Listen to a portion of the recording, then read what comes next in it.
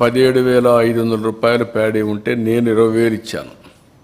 ఇతను వచ్చి 16,000 చేసి లాస్ట్ ఇయర్ 17,500 చేశాడు. ఇది ఏమాత్రం చాలదు, అందుకే 25,000 చేశాం.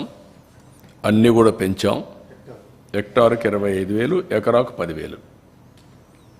కాటన్ హెక్టార్కి 25,000, గ్రౌండ్ నట్ 25,000, వరి 25,000, sugar cane 25,000, bajra, black gram, green gram, మొక్కజొన్న, రాగి, రెడ్ గ్రామ్, సీసం, సోయాబీన్, సన్ఫ్లవర్, టొబాకో 15,000,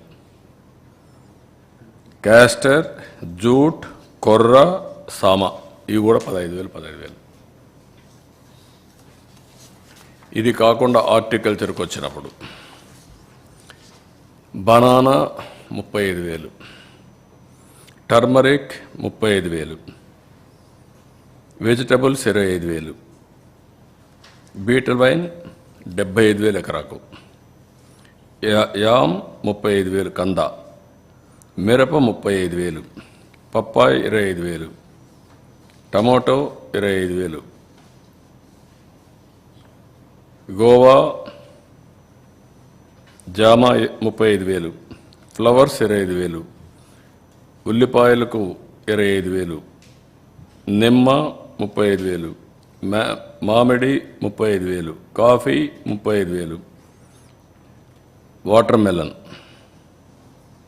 25,000, నర్సరీకి 25,000, pomegranate 35,000, apple ber 35,000, sapota 35,000, tapioca 10,000, coriander 25,000, cashew 35,000, dragon fruit 35,000, palm oil ట్రీకి 1,500, కోకోనట్ 1,500. ఇది ఫస్ట్ టైం చరిత్రలో రీజనబుల్గా ఇవ్వాలి, ఇంప్రాక్టికల్గా ఉంటే కరెక్ట్ కాదు, రైతులు ఇబ్బంది పడుతున్నారనే ఉద్దేశంతో ఫస్ట్ టైం ఇది ఇచ్చాం. దీంట్లోనే సెరికల్చర్కి కూడా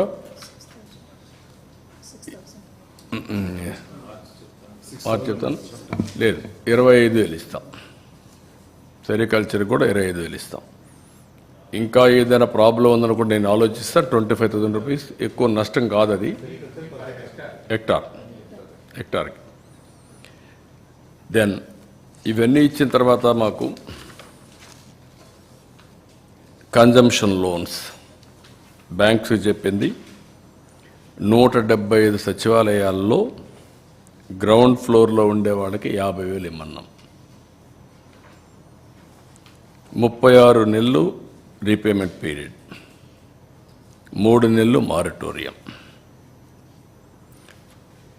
ఫస్ట్ ఫ్లోర్ అండ్ అబవ్ ఉండే వాళ్ళకి 25,000 ఇమ్మన్నాం. 36 నెలలు రీపేమెంట్, 3 నెలలు మారిటోరియం.